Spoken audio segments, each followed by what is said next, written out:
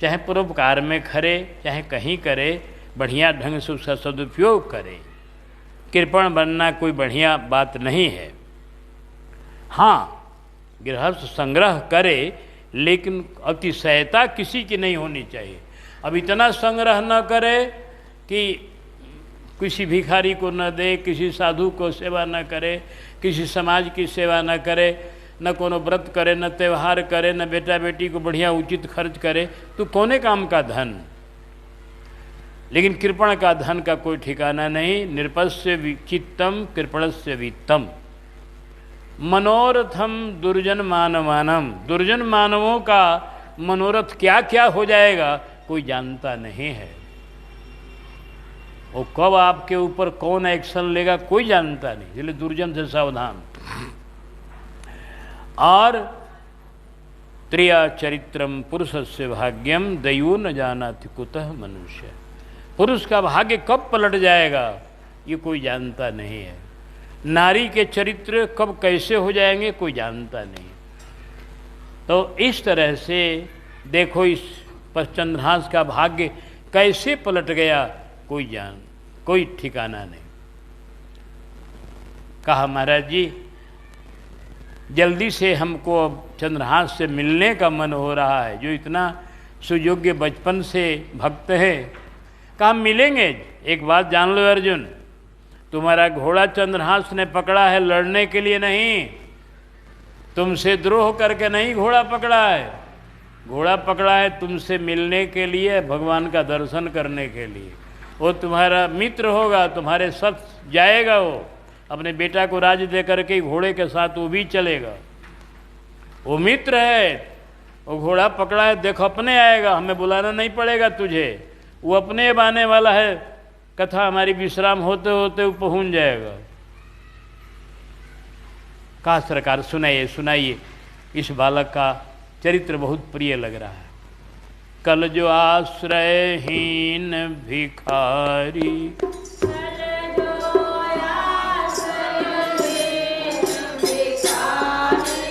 आज राज्य उत्तराधिकारी।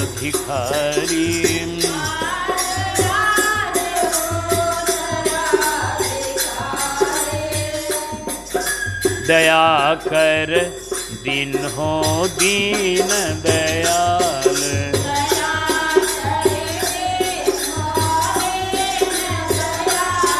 प्राप्त सब विद्यायल पही काल।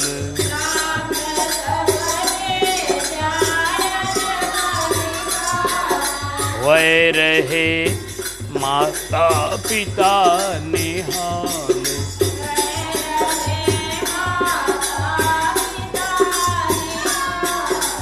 जानी के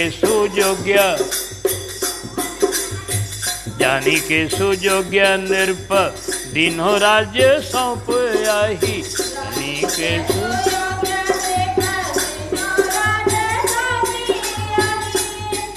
अरे खुद रहे लागी रघुनाथ के भजन में।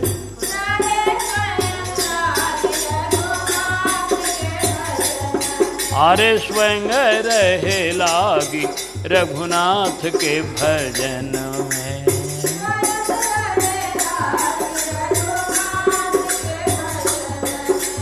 नीति प्रीति पालक नृपाल चंद्र हास पाय।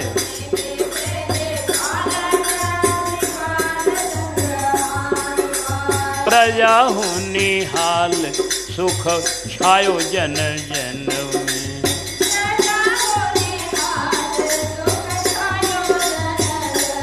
हाँ क्षुद्र कोई होय रहे विपत्ति में रोय। क्षुद्र कोई होय अरे सुख पाई भूले सोई। मद मोह भरे मन में।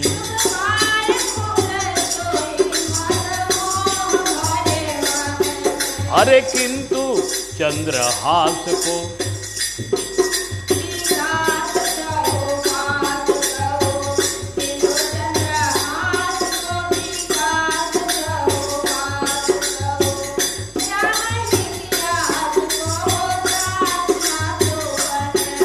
आहे राम ही की आस, को त्रास न सुपन में।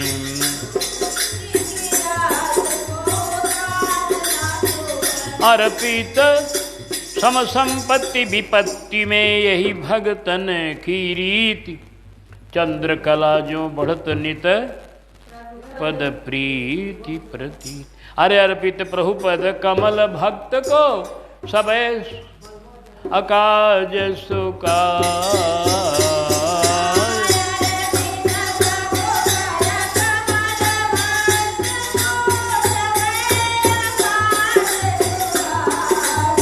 रे मन परिहरियास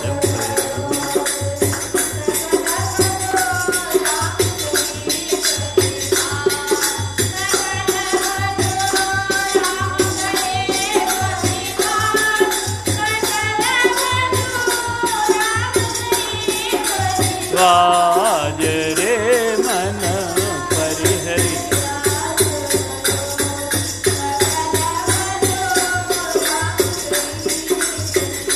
देखो भैया,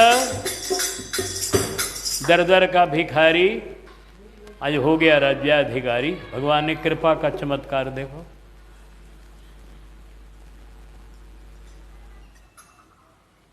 और थोड़े दिनों में सारी विद्याएं प्राप्त हो गई और इतना योग्यता हो गई, इतनी योग्यता कि राजा ने इनको राज्य सौंप दिया है। युवावस्था को प्राप्त हो गए, अब उम्र थोड़ी बढ़ गई, राजा ने इनको राज्य सौंप दिया। कहा बेटा अब राज्य का संभाल करो, अब हम भजन करेंगे। रहे खुद लाग, रहे स्वयं लाग रघुनाथ के भजन में। इन्होंने इतना बढ़िया से राज्य किया, राज्य में ढिढोरा पिटवा दिया चारों तरफ कि कोई भी अपने धर्म से विचलित न हो। सभी लोग अपने धर्म पर अडिग रहें, कोई किसी को सताए नहीं, सभी एक दूसरे के दुख सुख में साथ दे। घोषणा हो गई सब जगह। और कोई तरह की कठिनाई किसी को हो, वह राज दरबार में आकर के अपना दुख हमसे कहे, उसके दुख को हम दूर करेंगे। कहीं किसी को कोई से लड़ाई न हो, कोई तरह का अगर मन में झंझट हो किसी से, वह आकर के मेरे यहाँ उसको बताए। हम सब तरह के संकट को, सब तरह के झंझट को मिटा देंगे। ऐसी घोषणा कर दी और सारी प्रजा को कह दिया कि सभी लोग भगवान का भजन कीजिए। भगवान का बिना नाम लिए, बिना भजन किए भोजन मत कीजिए। हाँ, ये जरूरी है भोजन, इतना जरूरी है। नास्तिक लोग जितने हैं वे अभागे क्या जानेंगे इस चीज़ को। बिना भजन किए भोजन करना एकदम समझिए कि यह कृतघ्नता है। आज सबसे बड़ा पाप कृतघ्नता है। हमारा भगवान ने इतना उपकार किया और उनका हम बिना नाम लिए भोजन करें तो कृतघ्न हो जाएंगे। उन्होंने हमको शरीर दिया है, उन्होंने हमको पानी दिया है, हवा दिया है, पृथ्वी दिया है रहने के लिए। ये कपड़ा लत्ता सब उन्हीं का दिया हुआ है। उन्हीं की पृथ्वी में कपास उपजता है तो हम कपड़ा पहन रहे, तो सब कुछ उनका दिया हुआ है। इतने बड़े के दाता का हम नाम न लें, खाली खाएं और सोएं, तो ये समझिए कि बड़ा बहुत बड़ा भारी पाप है। और पाप आप करें चाहे न करें, भगवान का भजन नहीं करना ही पाप है। क्योंकि माता के गर्भ में आप करार किए हैं भजन करने का, अब भजन नहीं कर रहे हैं तो झूठे हैं आप, आपको पाप लगेगा। हाँ, सबसे बड़ा पाप तो यही है कि जीव भगवान का नाम न ले, भगवान की भक्ति न करे। उस आदमी को इस पृथ्वी पर रहने का अधिकार नहीं है। वो आदमी कोनो काम का नहीं है। अरे किसी भाषा में नाम लो, ये नहीं हम कह रहे हैं कि तुम हमारी भाषा में लो, अपने भाषा में लो, कोई बात नहीं। भगवान हर एक भाषा को जानते हैं। अंग्रेजी में नाम लो, चाहे उर्दू में नाम लो, चाहे आप जिस नाम में आपकी निष्ठा, उनका स्मरण करो, चिंतन करो, उस जगत नियंता का, जगदाधार का वो प्रसन्न होगा। उसका बिना भजन किए जीना बेकार है। वो मनुष्य पृथ्वी का भार है। हाँ, ये घोषणा करा दिया चंद्रहास जी ने चारों तरफ। एक बात जान लीजिए, जैसा राजा होता वैसी प्रजा होती है। जब राजा भक्त हो जाएगा, जब राजा भगवान को मानेगा, भगवान की तरफ कुछ भाव रखेगा, तो प्रजा भी रखेगी। यह सहज है। और राजा जब विमुख रहेगा तब प्रजा भी विमुख रहेगी कुछ। और भगवान के जो पेटेंट भक्त हैं वो तो किसी के राज्य में भी भजन करेंगे, लेकिन सामान्य जनता तो राजा के अनुसार प्रायः चलती है।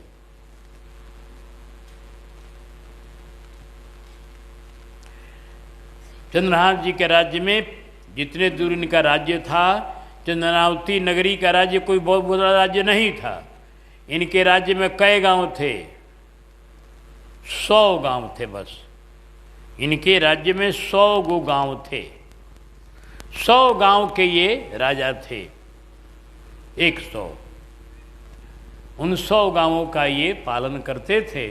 तो अपने सारे 100 गांवों में राजा चंद्रहास जी अब राजा हैं, सब जगह घोषणा करा दिए भक्ति भाव का।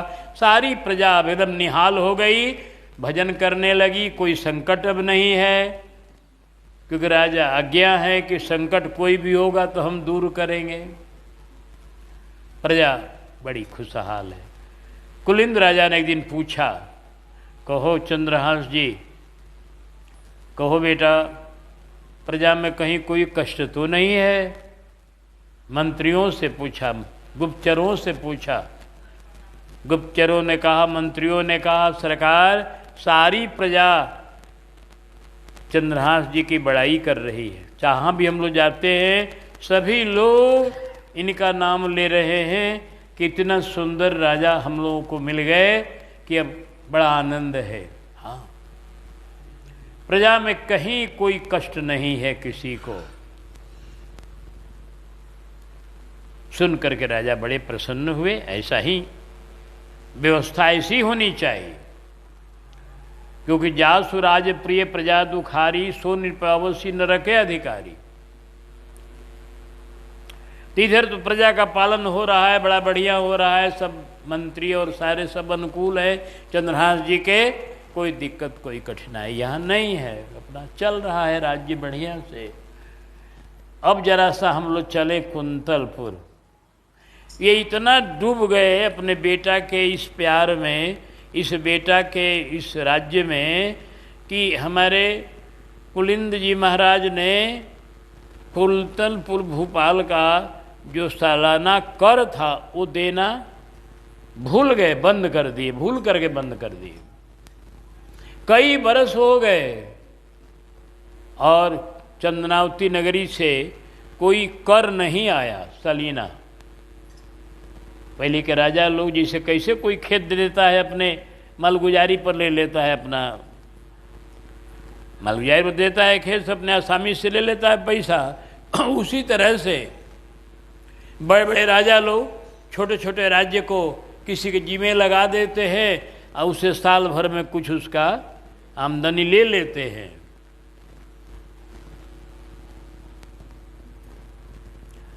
तो इनके जिम्मा भी कुछ बंधा हुआ था कि साल भर में इतना आपको देना है, आइए भूल गए।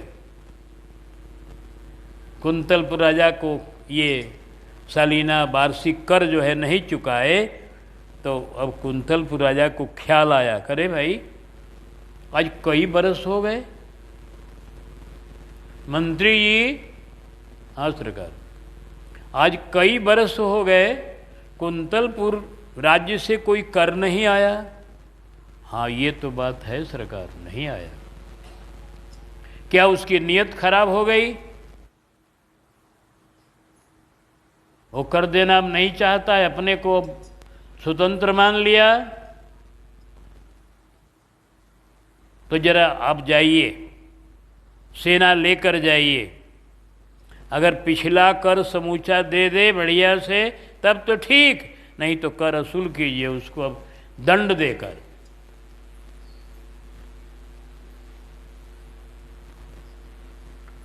मनमानी उसकी नहीं चलेगी।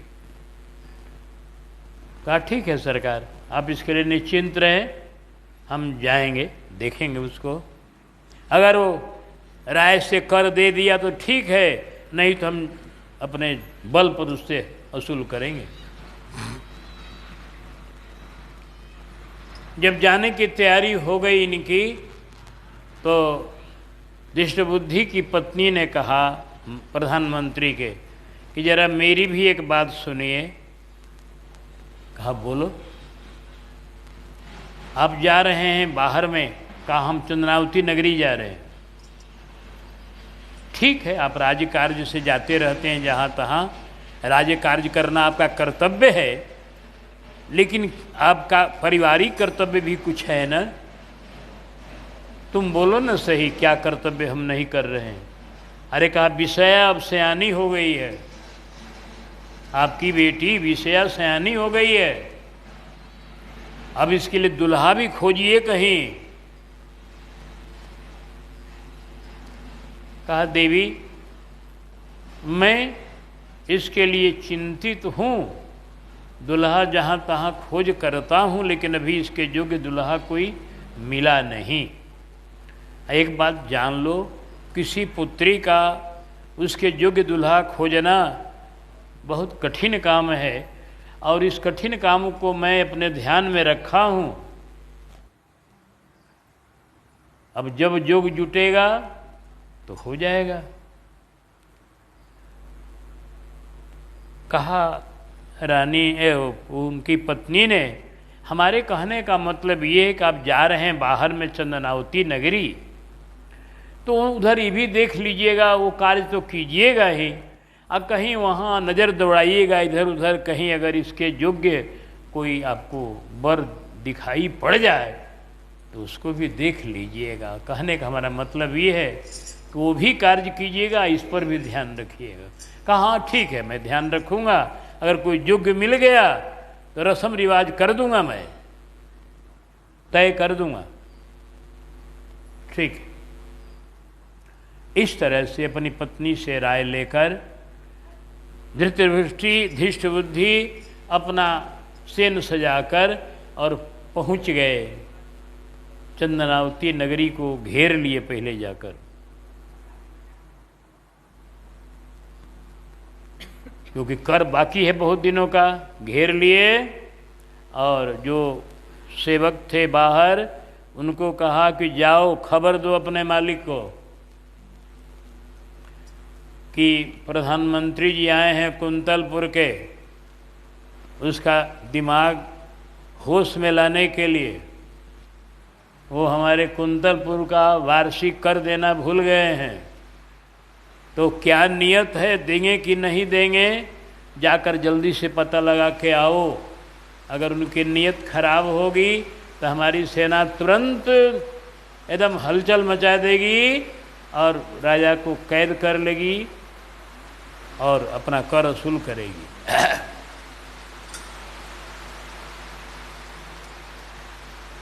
सेवक आया दौड़े हुए राजा के पास, बड़ी घबराए हुए कहा, अरे आकर प्रणाम किया चंद्रहास जी को, कुलिंद राजा को। कहा क्या बात है सेवक, बड़े घबराए हो।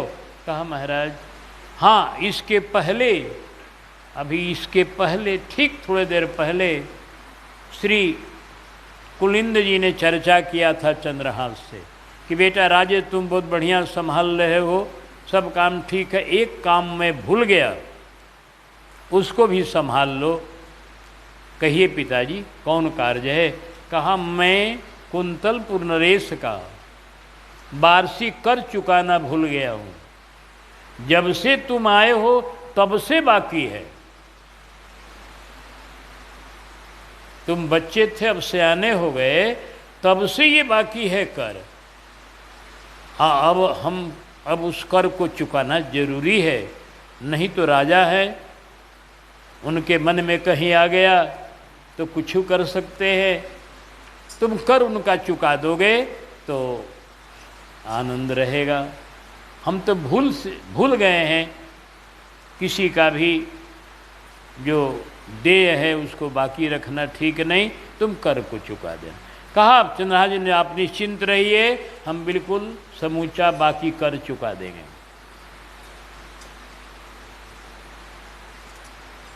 अभी सोच रहे थे तब तक प्रतिहारी आ गया। कहा कि महाराज प्रधानमंत्री जी आए हैं कुंतलपुर के, और समूची सेना घेर लिया है इस नगरी को, और बड़े कटु शब्द बोल रहे हैं, बहुत, और लग रहा है कि सारी नगरी में एकदम तबाही मच जाएगी,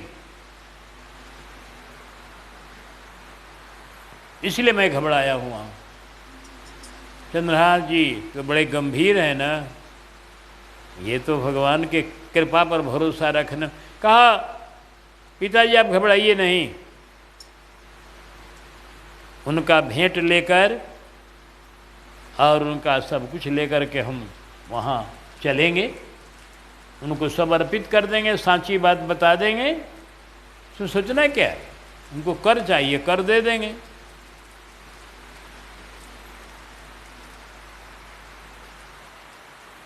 और सेवक जाकर खबर दिया धृष्ट बुद्धि को। कहा कि महाराज, कहा क्या हुआ, तुम्हारे मालिक का क्या हुआ, बोलो, होश में है कि बेहोश है। कहा कि सरकार, वो आपका वार्षिक कर जितना बकाया है और भेंट लेकर आ रहे हैं। होश में आ गए, इतना दिन तक कहाँ थे। अच्छा आने दो, कोई बात नहीं है। इसके बाद तब तक अपना कुलिंद जी और चंद्रहास दोनों पहुंच गए। दोनों जब पहुंच गए तो कुपित भा कुंतलपुर भूपाल, पठायो धृष्ट बुद्धि तत्काल, न दे यदि कर तो करो बिहाल।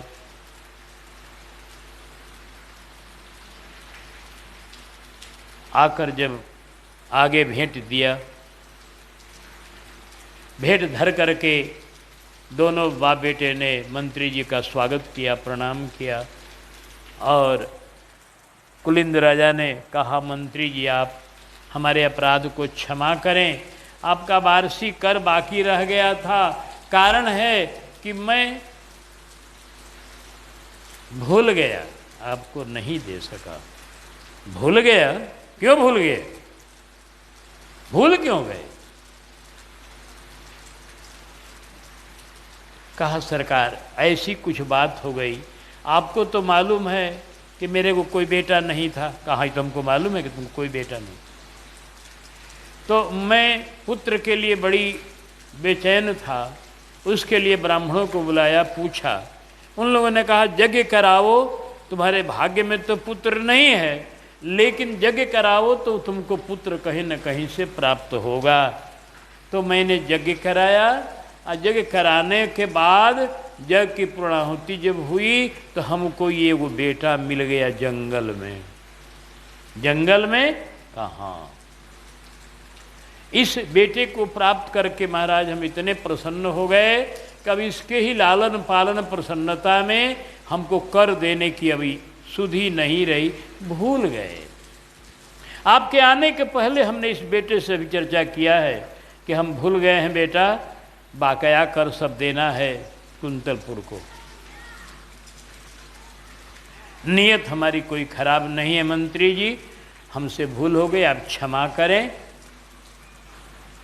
कहा तूने मनमानी किया, जब तुमको बेटा नहीं था तो जिस रियासत का कोई पुत्र नहीं होता है राजा को, वो रियासत फिर उस राजा की हो जाती है जो जिसका वो राज्य है। वो अब चाहेगा जो व्यवस्था करे तुम अपने मन से व्यवस्था कर लिया, बेटा दूसरे का बना लिया अपना।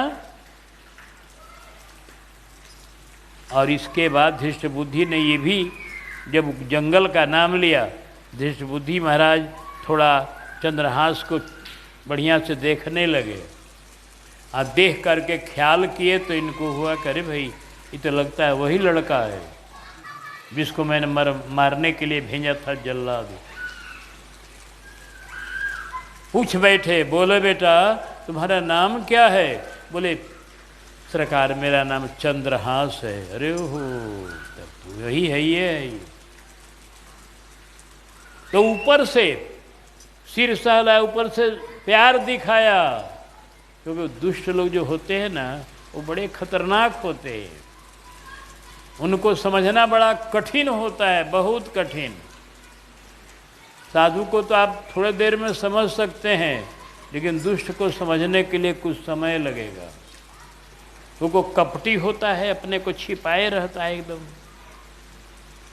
अब बढ़िया से प्यार दिखाया, सिर पर हाथ फेरा, कहा अरे वाह बहुत बढ़िया, मैं बहुत प्रसन्न हूँ, लड़का बड़ा सुंदर आपको मिला है जी।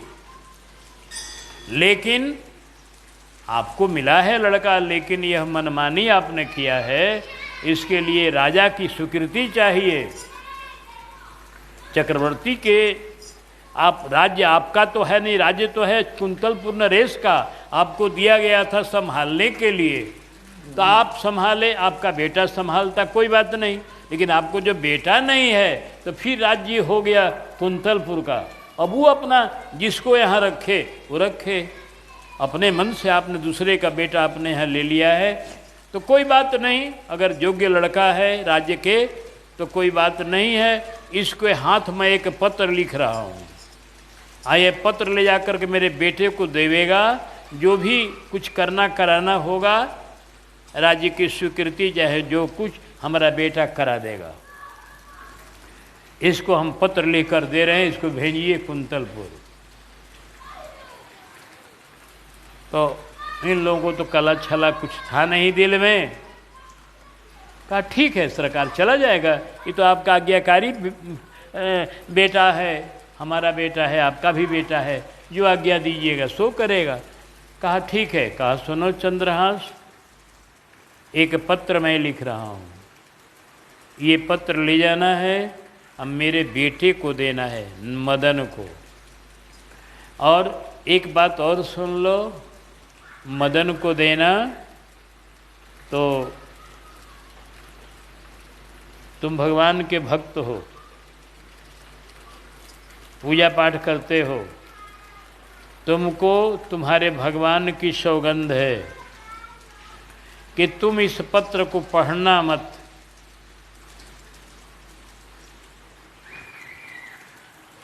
पढ़ना मत, इसको ले जाकर मेरे बेटे को देना और यह कहना कि जो पत्र में लिखा हुआ है वो काम जल्दी करा दीजिए। चंद्रहास ले लिए और चल दिए। उस पत्र में क्या लिखा? मंत्री जी ने एक श्लोक लिखा, विस्मस्मयी प्रदातव्यम त्वया मदन सत्रवे न रूपम न कुलम शौर्यम मा विद्या चावलोकया। इस पत्र में लिखा गया था मदन शत्रु यह जा रहा है, चंद्रहास है नाम, विषया को अविलंब दो पूर्वहु मम मन काम। श्लोक में ही लिखा गया था विस्मस्मयी प्रदातव्यम त्वया मदन, हे मदन तुम हमारे द्वारा इस शत्रु को विष दे देना। त्वया मदन शत्रुवे, इसके कुलशील का कुछ भी विचार मत करना।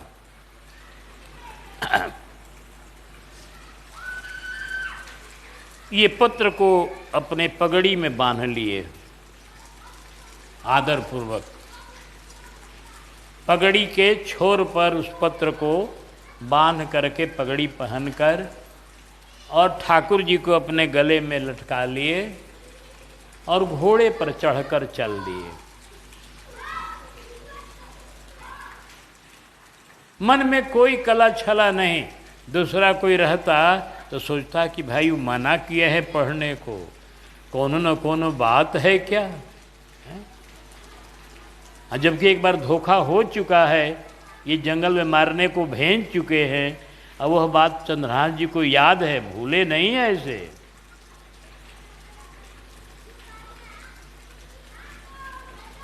तो लेकिन भक्त भक्त होते हैं, दुनिया से अलग।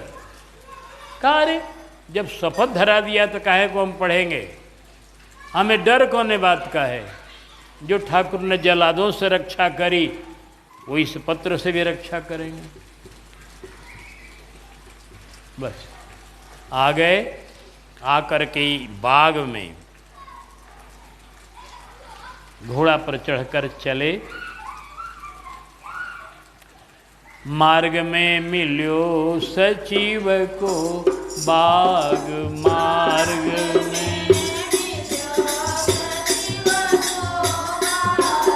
उतरी हरि पूज्यो अति अनुराग।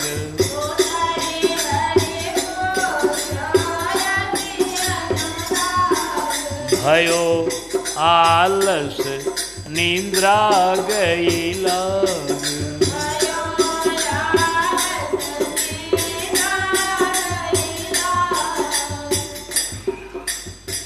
बाग में खूब बढ़िया से भगवान, हाँ एगो बाग पड़ गया। तो ये बाग प्रधानमंत्री जी का था, अब बड़ा सुंदर बाग था, प्रधानमंत्री का बाग। इस बाग में ये भी खेले कूदे थे बहुत बचपन में, क्योंकि उसमें छोटे बच्चे थे। अब मंत्री जी का लड़का भी छोटा था, तो बच्चे बच्चे एक होते हैं किसी के भी हो, तो दोनों बच्चे मिलकर यहाँ खेले थे। तो सोचा कि चलो यह बाग बड़ा बढ़िया है, इसमें जल की व्यवस्था है। तो बढ़िया से बाग में आकर के जल में स्नान किए होंगे, चाहे जैसे भी, और ठाकुर जी का पूजन किए। ठाकुर जी को पूजन करके फूल पत्ती चढ़ाकर खूब बढ़िया से सेवा करके इनको देखो भगवान की प्रेरणा। अब इनको आलस लगने लगा। घोड़ा पर दौड़ाकर घोड़ा आए थे, तो इनको आलस लगने लगा, तो ये चुपचाप सो गए, उसी बाग में सो गए, लेट गए। यह सोना ही इनके प्राण की रक्षा करेगा। ठाकुर जी की लीला, सो गए। उसी समय ताही समय आई बाग, विषया सहेली संग। ताही समय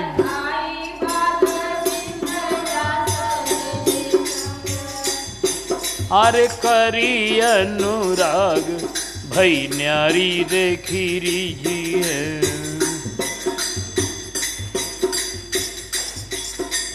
बोलो, करी अनुराग।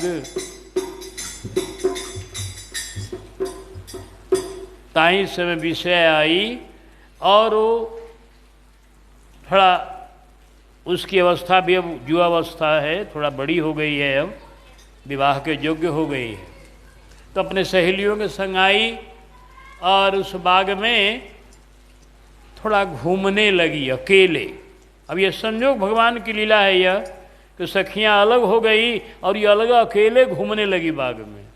और जहाँ चंद्रहास सोए थे वहाँ अकेले पहुँची।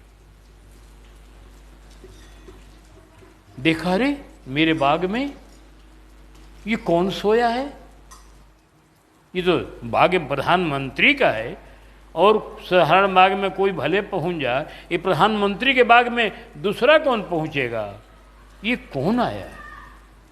बाग में सोया हुआ को परम सुकुमार है, लगता कहीं का परम श्रेष्ठ सुयोग्य राजकुमार।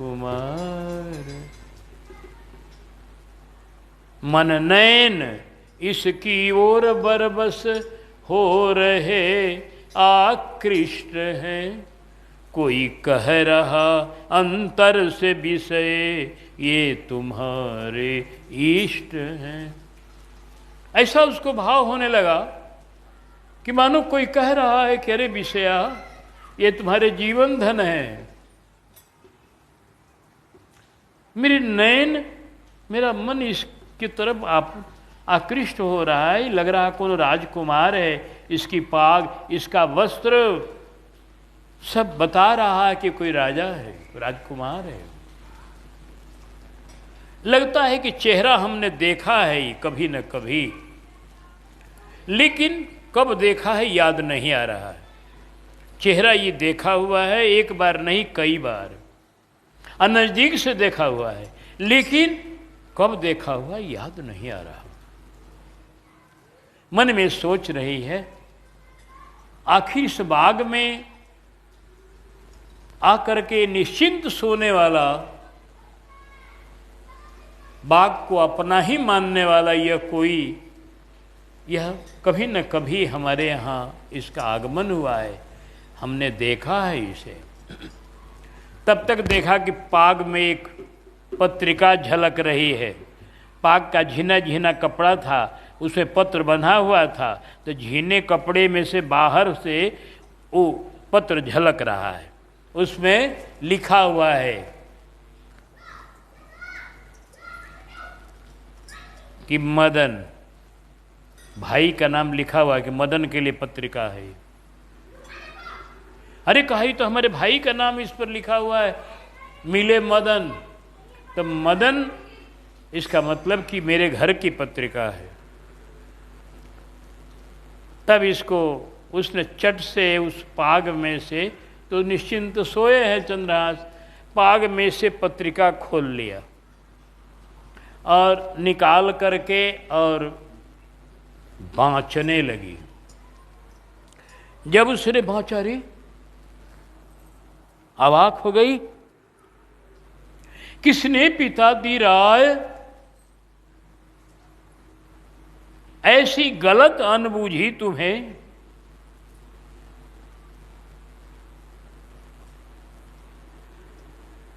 ऐसे नररत्न को विषदैन की सूझी तुम्हें।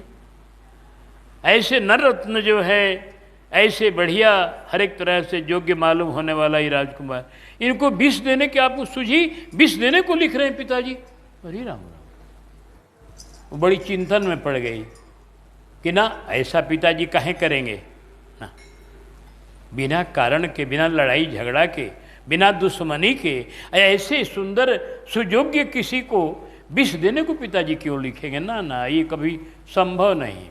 उसने मन में ओहो, अब मुझे समझ में आया। क्यों अनुमान, अनुमान क्या किया कि मेरे हित लख्यो विषय आप भयो विष भूल से सुधारू मीठे तरह से। हमारे लिए ये लिखना, पत्र लिखे हैं कि विषया को दे देना, लेकिन उनके लिखने के समय भूल हो गई। हो जाता है भूल, जब आदमी घबराहट में रहता है, किसी दूसरे चिंतन में रहता है, तो लिखना चाहता है, कुछ लिखा जाता है, कुछ ऐसा होता है। तो पिताजी विषया लिखना चाहते थे, सो 20 लिखा गया। अरे राम राम, अगर ये तो पत्र हमारे हाथ में पड़ गया, नहीं पत्र पढ़ता तो आज बेचारे अब मर जाता, हमारे भाई जहर देता इनको। कहा कि पिताजी जब जा रहे थे चंदनावती नगरी को, तो माँ ने याद दिलाया था कि विषया के जो कोई पति मिले तो ख्याल रखिएगा। तो हमारे जो पति मिल गए, इसलिए पिताजी ने इनको पत्र लिखकर भेजा है। तो विषया लिखना चाहते थे, 20 लिखा गया। तो हमको अब सुधार देना है, इस पत्र को 20 को विषया बना देना है। कैसे बनाऊं, यहाँ कोई कलम द्वाद तो है नहीं। कहा चलो चलो, काजल हमारा काला है, काजल को सीख से उतार कर और तनी सा तो काम करना है, मौ को य बना देना है। विषमस्मयी है ना, उसको विषयास्मयी बना देना है। मोह को यह बना के वो आकार दे देना है पतला, बस। ये भगवत की लीला है। भगवान ने सीख ले करके उस विषया ने उसको धीरे से, बीज तो ठीक है, मोह का जो होता है बगल में जो ऐसे थोड़ा घुंडी जैसा, उससे आकार खींच करके य का मुंह बना दिया, तो मोह य हो गया और उसमें वो आकार दे दिया। आगे अस्मयी है, ये है, बस हो गया। अब प्रदातव्य जो था उसमें या लगा दिया, प्रदातव्या, बस हो गया। बढ़िया वाक्य बन गया। किसको? विषया को दे देना। अब मदन शत्रु का अर्थ हो गया। पहले अर्थ था कि ये मदन, अब इस शत्रु को, अब हो गया इसका अर्थ कि मदन का जो शत्रु है, मदन माने कामदेव का जो शत्रु है, कामदेव से भी सुंदर जो है, ऐसे इस राजकुमार को अपनी बहन विषया का विवाह कर देना। अब ये अर्थ हो गया। भगवान की लीला देखो, कहाँ विष और कहाँ विषया। हाँ। प्रभु की लीला का कोई पार नहीं। प्रभु जिसको बचाना चाहेंगे उसे कोई मार नहीं सकता। देखो भगवान ने पहले से उसका नाम विषया रखवाया, विषया सुनाम। अगर विषया नाम न होता तो काम नहीं बनता। विषया नाम, और ये बना दिया, सुधार दिया एकदम बिल्कुल बढ़िया ढंग से, और फिर पत्रिका ज्यों की त्यों पगड़ी में बांध के छोड़ दिया और अपना आ गई सखियों में। अब इसके हृदय में उनका थोड़ा रंग तो जमी गया था।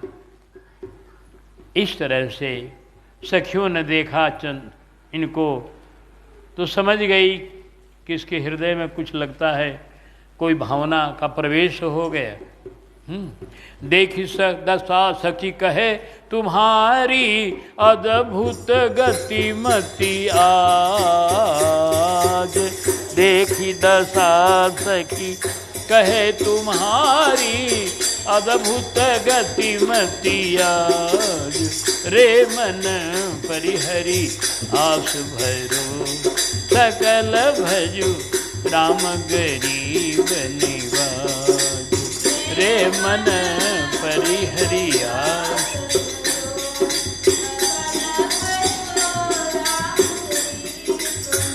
देख रहे हो, भिखारी से राजा बनाया, अब देखो आज विषया से परिणय करा देंगे। भगवान की लीला विचित्र है। मंत्री ने सोचा था कि अब किस षड्यंत्र से नहीं बचेगा चंद्रहास। जल्लादों ने धोखा दिया, लेकिन मेरा मदन धोखा नहीं देगा। मेरा बेटा है, मेरी बात मानेगा, अब की मरेगा ये। वो कह जाने के बीच में कौन लीला ठाकुर करेंगे। ठाकुर की लीला कोई पार नहीं पाएगा ना। कौन जाने कि विष को विषया बनाने वाले बैठे हैं मंत्री के बाग में।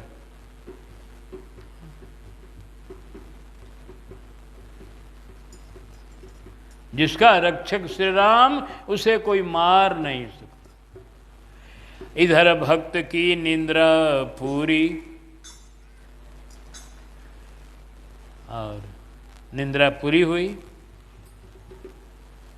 और जगे, तुरंत अपना जो कृत्य करना था वो किए। अपना तैयार हो करके ठाकुर बटुआ उर लटकायो। ठाकुर का बटुआ हृदय पर लटका लिए। कसी तुरंग, और बोलो तुरंग कस के क्या किए? ठाकुर बटुआ उर लटकायो और तुरंग पर चढ़ करके अब चल दिए। और आ गए कहाँ? मंत्री के घर पर। जब मंत्री घर पर आए, घोड़ा से नीचे उतरे, घोड़ा को बांध दिए और मंत्री के दरवाजे पर मंत्री का बेटा बैठा था। देखा, रे ये कौन आया, ये कौन आया? देखा कोई राजकुमार है एकदम बढ़िया। दौड़ा बेचारा मदन, दोनों मिल गए गले गले। अरे कहा, भैया तुमको लगता हम देखे हैं, बढ़िया से देखे हैं, लेकिन स्मृति नहीं पूरी आ रही है। हाँ भैया मदन, तुम मुझे देखे हो, हम दोनों एक संग बचपन में खेले हैं, कूदे हैं, खाए हैं। ओहो, कौन हो तुम? कहा चंद्र, ओ चंद्रहास। कहा हरि राम राम, बहुत बढ़िया, चंद्रहास हो तुम, ये परिवर्तन तुम्हारा। एक दिन तुम गली गली लोगों के दिए हुए टुकड़े खाने वाले हो, आज तुम्हारा परिवर्तन मैं देख रहा हूँ। कहा हाँ भैया, भगवान की लीला। अब हम चंदनावती नगर के राजा के पुत्र हैं, उन्होंने मुझे गोद ले लिया है। अब तुम रियासत का अधिकारी हो? कहा हाँ, चंदनावती नगरी का राजा के हम बेटे बने हैं, अब वहाँ का राज्य हमको मिल गया है, हम राज कर रहे हैं वहाँ।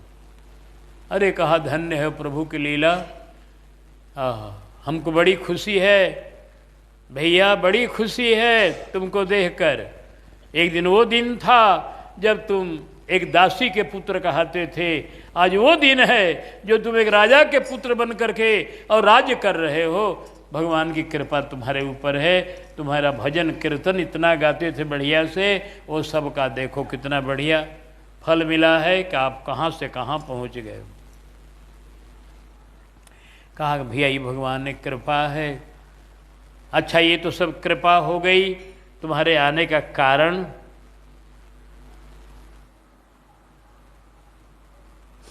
कहा कि तुम आने का कारण ये है कि तुम्हारे पिताजी तो वहीं गए हुए हैं। कहा हाँ, वो तो वहीं गए हुए कि यहाँ से। तो उन्होंने एक पत्र दिया है मेरे हाथ तुमको देने के लिए, और कहा है कि पत्र में जो लिखा है सो कार्य जल्दी करने को कह दीजिएगा मुख से। कहाँ पत्र है? देखें, पत्र दिया। जब पत्र पढ़े मदन, अरे वाह, पिताजी ने इनको जमाई बना कर भेजा है। कहा भैया चंद्रहास, बड़ी खुशी, बड़ी खुशी। जो मदन की माँ थी वो भी बड़ी खुश हुई, बोली कि वाह वाह, ये तो इतना योग्य है कि इस योग्य बचपन से भजन कीर्तन में लीन रहने वाला और सब तरह से श्रेष्ठ है ये, और राज्य मिल चुका है इसको। अब यह कोई साधारण बालक नहीं है, अब ये राजा है। ऐसे राजा के संग मेरी बेटी का ब्याह बहुत बढ़िया है। उन्होंने ठीक चुना है, बहुत बढ़िया चुना है मंत्री जी ने। कहा कि आप लोग बड़े खुशी में डूब रहे हैं। चंद्रहास जी को पता कुछ नहीं था। आगे तुमको नहीं पिताजी बताए हैं? कहा कि नहीं, हमको कुछ नहीं बताए हैं। अरे वाह, अरे इसमें तुम्हारा विवाह को लिखा गया है। हमारी बहन विषया कि तुम अब पति हो, पिताजी ने जमाई बना लिया है, और मेरे तुम बहनोई हो भैया, यह बड़ा आनंद है, मेरे संबंधी हो गए तुम। और पिताजी ने आज्ञा दिया है कि जल्दी से इस काम को करना है, तो मैं तुरंत बुला रहा हूं अभी पंडित को। आप विराजमान हो को जलपान और भोजन कुछ करो। तुरंत भीतर भेजा इनको जलपान भोजन के लिए। पंडित जी को खबर भेजा गया, गालव मुनि आए। पत्र निकालिए तो सही, लगन मुहूर्त कब है, ये लड़के का विवाह करना है, तुरंत पिताजी का आदेश है। तो लगनों मुहूर्त तुरंते निकल गए। भगवान की लीला। बोले हो कि बस 45 मिनट का समय है, एक घड़ी, बस यही घड़ी में विवाह हो जाए तो एकदम अचल सुहाग होगा। 45 मिनट के अंदर, तो इसके अंदर ब्याह कैसे होगा महाराज जी? 45 मिनट तो बहुत कम है। अरे कहा मुख्य मुख्य विधि कर लो विवाह की, और विधियां बाद में करते रहना। जैसे कि पाणी ग्रहण, कन्यादान पहला विधि कर लो, इसके बाद पाणी ग्रहण के बाद गठबंधन और भावरी कर लो और फिर सिंदूरदान, ये 3 गो विधि पटक पटक कर लो 45 मिनट में। के बाद और सब करते रहना, विधि करने के लिए कोई बात नहीं, लेकिन ये मुख्य विधि हो जाएगी तो इसका अचल सुहाग रहेगा। तुरंत राजा हैं, राजमंत्री हैं, आदेश हुआ सेवकों को, चटपट सारी तैयारी हो गई। 10 मिनट के अंदर संपूर्ण तैयारी हो गई और तुरंत ही दुल्हा दुल्हन का श्रृंगार हुआ।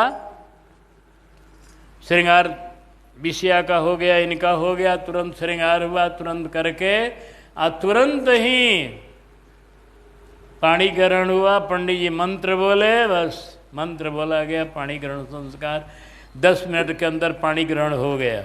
इसके बाद भांवरी फिर गई, 7 बार भांवरी फिर आने में 10 मिनट लगा, 15 मिनट हो गया वो भी। इसके बाद सिंदूरदान, ये 45 मिनट के अंदर ये तीनों क्रियाएं हो गई। कहा इसके बाद अब जौनार करो, भोजन करो, गीत गाओ, लोक व्यवहार जितना है अब करो। विवाह की मुख्य विधि हो गई। अब इसके बाद अब शुरू हो गया अपना जो कुछ करना है, हो रहा है अपना एकदम चारों तरफ एकदम। अब विवाह की विधियां हो रही हैं, विवाह होने दीजिए।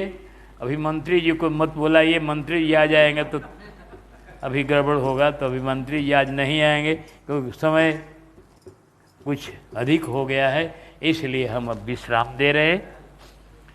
मंथल आएंगे, कल आएंगे तब उनका दिमाग तनी होश में आएगा तो कुछ और ही करेंगे, लेकिन अब की बार करने का मज़ा उनको बड़ा घनघोर मिलेगा। ऐसा घनघोर मिलेगा कि चंद्रहास जी की कृपा से फिर वो जीवित होंगे। अब इसके बाद फिर आनंद हो जाएगा। कल हो सकता है इस कथा का विश्राम हो जाए।